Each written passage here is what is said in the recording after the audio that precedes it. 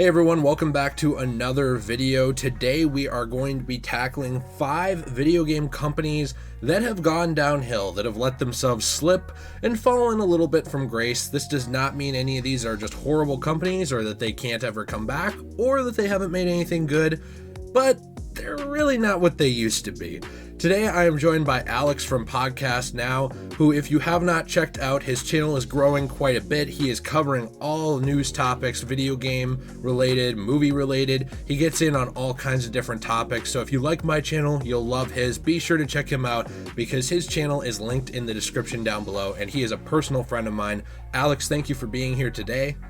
Thank you so much for having me, and I'm ready to tear some companies a new one. Absolutely. We, two people barely making minimum wage, are about to take down multi-billion-dollar corporations. Just call us Robin Hood. But let's hop right into it. Number 5. So the first one on our list is EA. I think this is the easiest one, Alex, that everyone can get behind. I mean, let's look at some of their mistakes. They have shut down most of their interesting video game development studios over time in order to just focus on sports games and monetization, and they barely make the few games left that they actually are known for outside of those things. I mean, they take no risks on IP at all. Things like, obviously Dragon Age and even Mass Effect are up and down in terms of when they will come out. I mean, I believe it's been about it will be over 7 years when the next Dragon Age comes out. So what do you think about EA?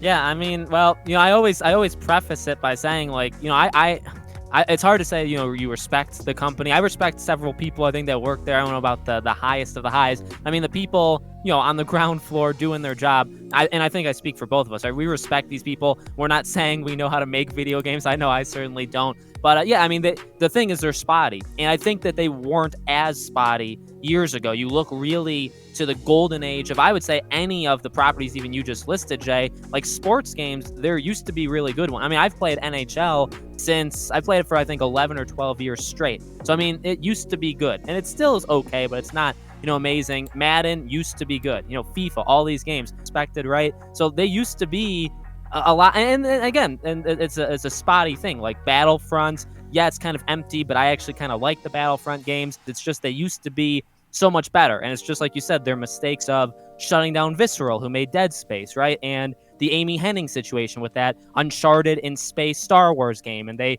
actually made a different company, or they stopped a company from working on a different Star Wars game, then they transferred over, then they shut them down. They actually shut down 2 Star Wars studios in all during that entire thing. So it's just mishandling of companies, of their own, of their own properties, of their own development studios. That's why I would say, they're just definitely not what they were. Yeah, I think that you hit the nail right on the head with things like Dead Space, by the way. It is crazy, the games, you go back 2 console generations only, let alone more than that. I mean, if you're looking obviously back 3 or 4 console generations on something like the PlayStation 2, even, or 1, or like old PC games, but even if you're just looking back at PS3 and Xbox 360, that generation of video games, the amount of variety of things published by EA back when they were taking chances, taking risks, letting development studios under them make things, it's really crazy how much they made. Even things like Harry Potter games. Now, I'm not saying that they're all good. There are a few actually diamonds in the rough with the Harry Potter games that people really enjoy out of those old ones. A lot of them are okay. But the thing with EA was they used to actually put effort into creativity and into branching out. Once they hit the golden goose of sports games, especially I will say FIFA.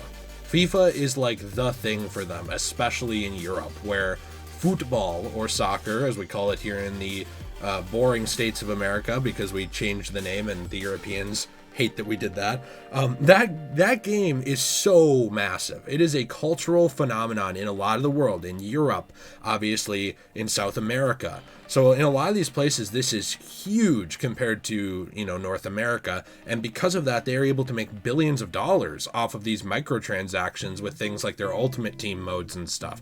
And obviously that happens in other sports games as well, but it's almost to a smaller scale compared to FIFA. If they stop making everything except FIFA, they'd be fine. And that's a problem.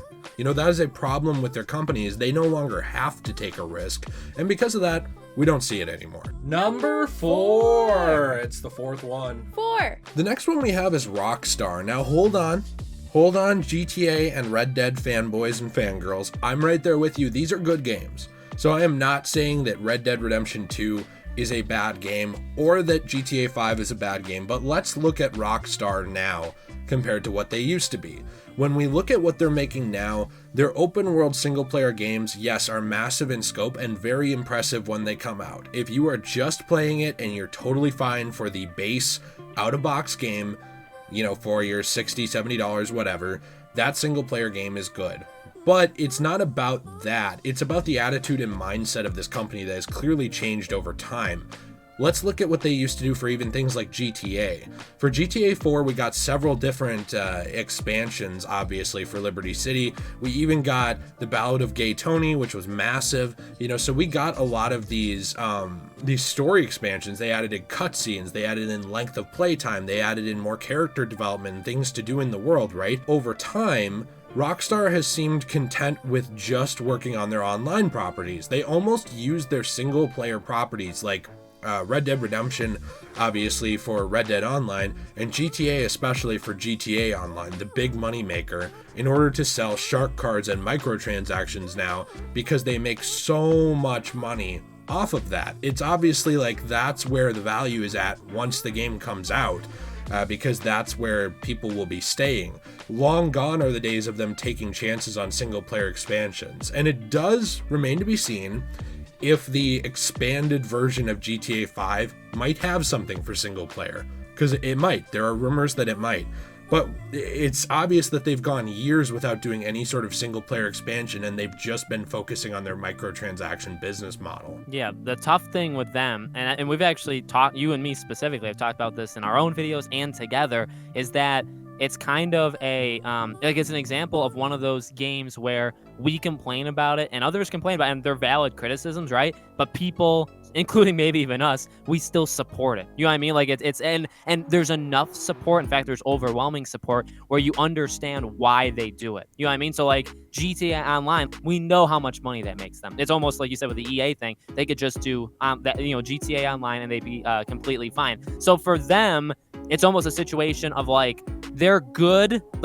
games, and I understand why people play them online, and I understand how amazing. I mean, when Red Dead 2 came out, I mean, it's looked at as a game that really pushes the open world genre forward. There's some people that say it doesn't, but you know, kind of overwhelmingly they say it does. It's more like what they used to be, taking chances, making games like Bully, or making games like LA, and I always say it wrong, Noir. I always say Noir because I never took English classes, but I mean, that game, I love that game to death. You know what I mean? I love Bully to death. So for me, it's an annoyance every time we get GTA 6 rumors, because like, can we please get like a different game? Like, do we have to go back and forth between GTA and Red Dead forever? Because they take like 6 to 8 years to be made, which is understandable, but like, that's the only thing we get. We're never getting Bully 2. We're never getting, you know, another LA game, right? So it's frustrating in that way.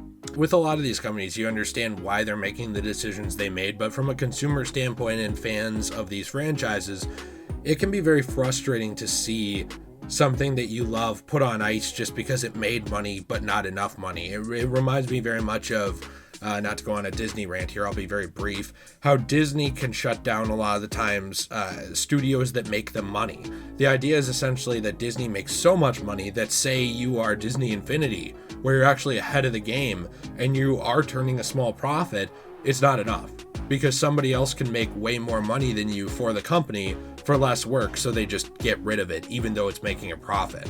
A lot of these companies, including Rockstar, remind me of that idea where, yes, maybe we could make a profit off of something like a sort of expansion for GTA 5 like Ballad of Gay Tony, but why would we, when we could just make $1 billion off shark cards over the course of the month for doing very little? Number three. The next one we have is Square Enix, and the thing with Square is they are frustrating, and they've made some fantastic stuff. They still make stuff I love. I would say Final Fantasy VII Remake, is it perfect? No, but it's one of my favorite games of the last decade. I adore that game to death. I love it. Sap moment made me cry. I just love the game, and I grew up playing the original 7. So there are things from Square Enix that have come out, and things even like Tomb Raider, right? The reboot Tomb Raider franchise with 1 and obviously Rise and Shadow. Those are fantastic games. But the thing with those games is that they are few and far between compared to missed opportunities and mistakes made by this company in recent years, which I think, Alex, you can definitely run over some of them, like Life is Strange.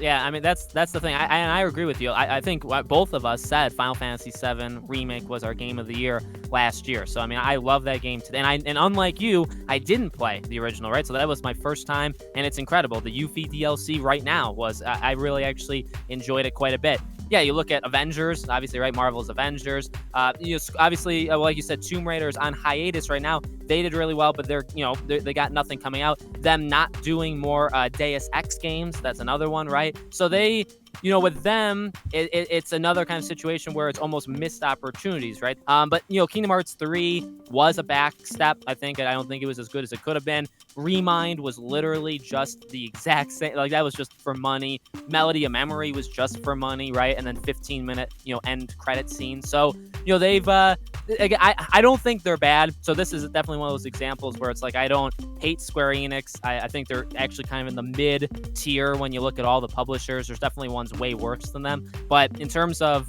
things they've let go, properties like Life is Strange, maybe specifically, maybe Kingdom Hearts, they've kind of gone downhill just some more than others. Life is Strange majorly, Kingdom Hearts not as much. That's, I think, to me, why they're on this list. Yeah, that's the thing, is a lot of it's missed opportunities, mistakes. I mean, for me too, just very briefly, Life is Strange 2, there's nothing wrong with your game being political. I actually don't care about that, but it's so heavy-handed with its themes compared to the first one, it lacks any subtlety, which to me, was just obnoxious. I know a lot of people like the game. Kingdom Hearts 3 is kind of the same thing. It's very heavy-handed with some of its themes compared to previous games. People were looking forward to maybe seeing Sora grow up a little bit, which we didn't really see much of at all. And also people were looking forward to almost a sprawling world, kind of like in Kingdom Hearts 2, where there's a lot to do. And there's some sort of advancement of the main plot, which we really got none of. No, we really got none of it. It was almost just like a build-up for a main character or a main villain, and then they kind of just worked the main villain out of the story. Avengers obviously is just one big missed opportunity, which we both made multiple videos on. I still have fun with it as a distraction. Sometimes I'll boot it up once or twice a month, but that's it. They made Final Fantasy VII Remake in recent years, absolutely, and that's great. But a lot of the other stuff that they've capitalized on is just remasters of old titles they've made, like Final Fantasy 12 and 10, and these games that were obviously already long done, that were fantastic in their heyday, but are just being re-released now, whereas some of their new titles have really suffered from a lack of creativity and vision. Number two, the numero dos. Next up, we do have one that is going to piss some people off, so hear me out before you leave. The one at number one, I truly believe everyone will agree with. This one's a little polarizing. That's why it's not at number one. Alex and I even have some different opinions on this company. Naughty Dog. Now, hold on. This is a good company in terms of making games. They make good games. Like when I look at their games, obviously, things like Uncharted, very clearly a good product. Like, the thing is, you can look at this and say it's not for me. And to me specifically, Uncharted is not as much for me as it is for like Alex. Like, Alex is a huge fan of it, and I like it. I like it just fine. I think it's an objectively good product. The problem with Naughty Dog, though, is a lack of vision, a lack of creativity in recent years, specifically since the end of the PlayStation 2 era. Because the thing with Naughty Dog is they used to actually take chances on IP with things like Jak and Daxter, right? That were focused more on gameplay and a open world environment as gameplay progresses and story progresses together over time as you do different things. They were focusing on making video games as a game. And there is nothing wrong with story. They had a lot of story in those games, and it's cool that they focus on story in some of their newer games. I actually was It's worth saying I was a little bit of a naysayer for the first Last of Us. When the first time I played it, I thought, this is fine. Why is this so overhyped? But like, it's a fun game. When I went back to it about a year ago, I actually made a video about going back to it. I loved the game. I loved the first Last of Us. I had so much fun with it, and the gameplay was fun. The story was fun to me. Yes, it was very linear in terms of like tackling situations in only a couple different ways and stuff that I wish was more open, which is my big criticism of Naughty Dog, is I feel like they used to be more open with their gameplay and creative. But the game and the story were fantastic. And I know the same can still be said of Uncharted, but it's very obvious that in recent years they have had no creativity with where they want to take their franchises or what games they want to make. They very clearly went back to Last of Us, which was obviously designed to essentially be a standalone game, to make a sequel, and they very clearly just did it to piss a lot of people off in terms of the narrative. Like, they made decisions on purpose to be controversial in order to drive sales, in my opinion, and stuff like that, and almost make money off of outrage marketing with that game instead of doing what they thought people would like. Even I know Neil Druckmann, who I affectionately call Dr. Uckman as a joke, he has said in recent time that they sort of did back themselves a little bit into a corner with that franchise. Like, he loves what they did and he's doubled down on that 1,000 times, and good for him, cool. But he's even said for something like a Last of Us 3, they'd almost have to go to a different corner of the world with different characters because of, one, how they progressed that story into, and two, how people obviously felt about it. And the point I'm getting to with all of this is, what do we see every time there's a new Naughty Dog game? They go back to either Uncharted for something, whether it's a mainline title or a spin-off, or they go to Last of Us. We don't get to see much creative from them anymore, and other things they owned, like Jak and Daxter, are just on ice forever because they don't make enough money. It's very frustrating to me to see a company that can still make great games just deciding to do one thing because we know it'll sell. It comes off very lazy, even when those things are good. So yeah, I mean, Jay makes a lot of good points. I'm not here to go against it. I think we do have a general not on the same. We're not exactly the same, which is probably okay that we're not the exact same person twice, right? So I love Uncharted. I'm sure even your audience, Jay, at this point, I think probably knows that. I love what they did with it. I have no problem with them going back to 4. I had hoped and wished and dreamed and almost cried when they announced 4, just in how much of a special franchise that is to me, and it still is. You and me would say they did absolutely take some steps back with The Last of Us Part 2. So for, I guess, where I'm at, I would say they were climbing this hill of being legendary for all these years, and it finally peaked at Uncharted 4. And then after that, even with Lost Legacy, which was really good, but it wasn't as good as 4, right? So that was, it went down a little bit, but not for a lack of trying. And then The Last of Us Part 2, they're starting to slide down, okay? Now, I believe that they can still go back up, and I also believe The Last of Us Part 2, in many ways, is one of the best games of all time. In a lot of different mediums, they push they in a lot of different ways, I should say, they push the medium forward, right? Accessibility, the visuals, oh my dear God, right? The acting, the performances. While I hate Abby, I mean, again, like, there's something to be said for movie quality, better than movie quality acting from these characters, right? Pushing all this different kind of stuff in most of which I would say in a good way. Now, and I don't disagree with Jay, right? If you look at it from another way, if Uncharted was never your cup of tea, you could say they've never really peaked, or they haven't been good since, or they haven't been, elite since, Jak and Daxter, which I completely understand. Really, to me, this was a little bit, we didn't trade blows. Jay didn't punch me, I didn't punch him, right, you two? But, I didn't necessarily know if this should have been on the list. To me, this would be majorly on the list if, like, their next game just is awful, or if they do The Last of Us Part 2's multiplayer, or multiplayer in general, and that sucks. It's like a battle royale. It's like a microtransaction thing. Then that really changes how you look at Naughty Dog. So this is a tough one. I can see many different people having different thoughts on it.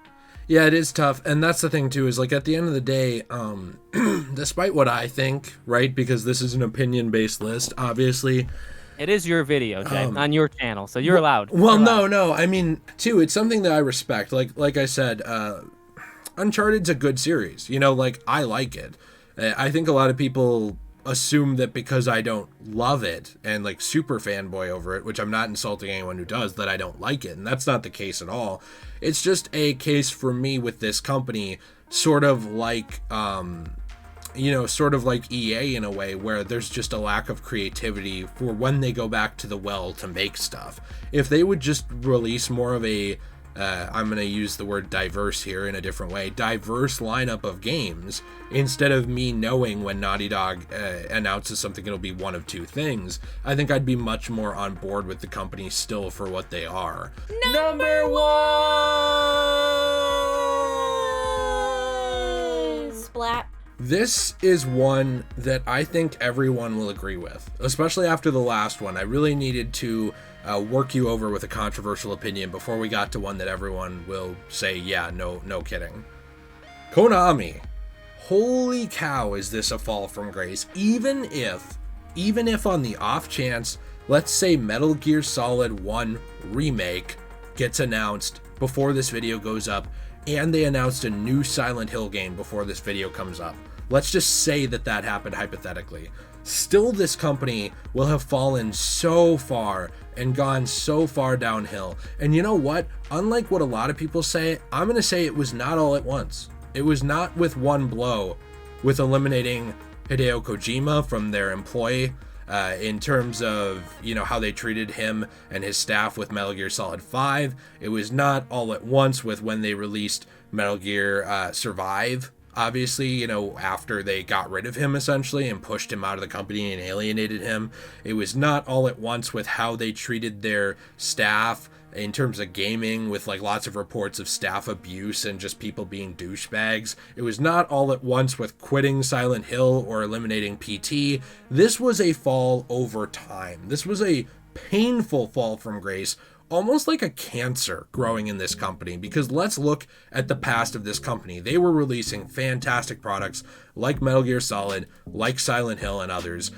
Over time, they started to make so much money off of things like Yu-Gi-Oh cards that their game development sort of fell by the wayside in terms of how important it was. And the pachinko machines didn't help either, because if you thought Yu-Gi-Oh cards made a lot of money for Konami, which yes, Konami's the one making money from all those Yu-Gi-Oh card packs, the pachinko machines are essentially slot machines in Japan.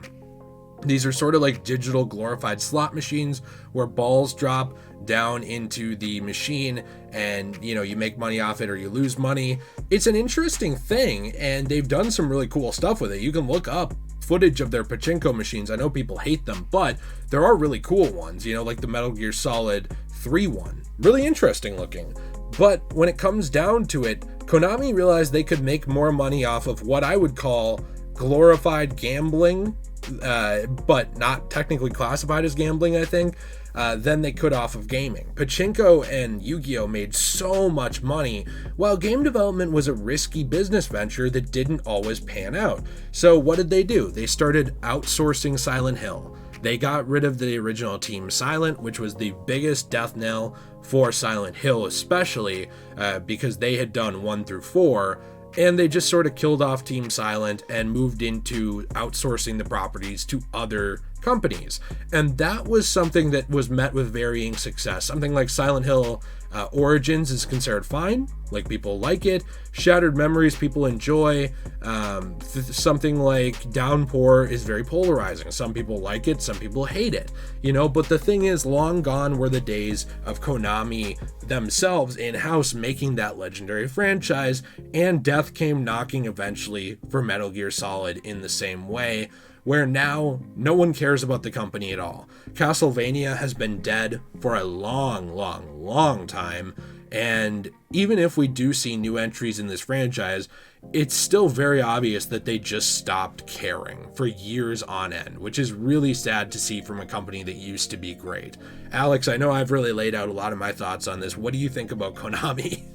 I agree with you. I mean, well, the thing with me with Konami is I'm not as passionate as others, and I've seen a lot of people. Colin Moriarty is one that pops to my mind. He's a big, very old time Konami fan, and I see a lot of people that and you're definitely one as well, right? You respect where the company's been, to a point where some people maybe don't even know, oh, this franchise was Konami. They may not even know that, right? You may look to Silent Hill and Metal Gear kind of as the two big ones, right? And besides that, there's one or two others, and then you could throw out some and you could probably surprise people, right, by connecting those dots. Yeah, it's like you said, it didn't happen all at once. The Kojima thing was obviously a really big death blow for Metal Gear, and one of the last death blows in terms of like the gaming division, because there's already rumors of obviously bad things happening with the gaming division around the time of Metal Gear 5. Yeah, I mean, it sucks because again, while I don't love the company as much, or love, what they used to be, it's kind of just because I wasn't really into those things. And I think now, I mean, you guys know my channel, you know me, Jay, like I'm into all sorts of different things. So I think if Konami came back full force, it was just like back in the day, I'm sure I'd love so many different kinds of Konami things. And that's what sucks. This is not one of missed opportunities, right? This is one of just kind of a very slow, painful death. They can still kind of come back to life, but honestly just in name, not really in talent, because none of the people work there anymore. They don't make games anymore, and if these games come back, they're just licensing the name from Konami, and then they would have other studios make it. So this is one of the only ones that like they're actually kind of dead, like dead in the water. There's no better example of a studio or a company that's fallen from grace more than Konami. I completely agree. And by the way, speaking of things to surprise people with, just very briefly, one thing a lot of people don't know is a lot of those old TMNT games, the Teenage Mutant Ninja Turtle games, Konami published them.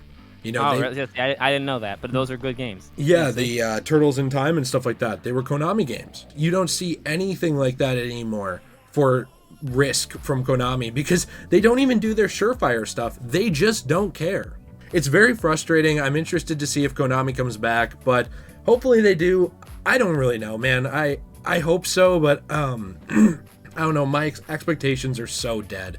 Anyway, let us know what you think in the comments down below. What are some video game companies you believe have fallen from grace, that are not as good as they used to be? What are your thoughts on this? What do you think about some of these companies we talked about, like Rockstar or maybe Naughty Dog, that I'm sure a lot of you love? Very curious on that. Be sure to check out Alex's channel, Podcast Now. He also has Podcast Now Plus. Both of those will be linked in the description below, along with his social media. He does a lot over on Twitter as well, so I hope you'll check him out. He is a personal friend of mine, and it's always a pleasure, Alex, to have you on the channel. Thank you for being here. Thank you so much for having me, buddy. But anyway, let us know what you think. Have a fantastic day, and as always, everyone, stay shui.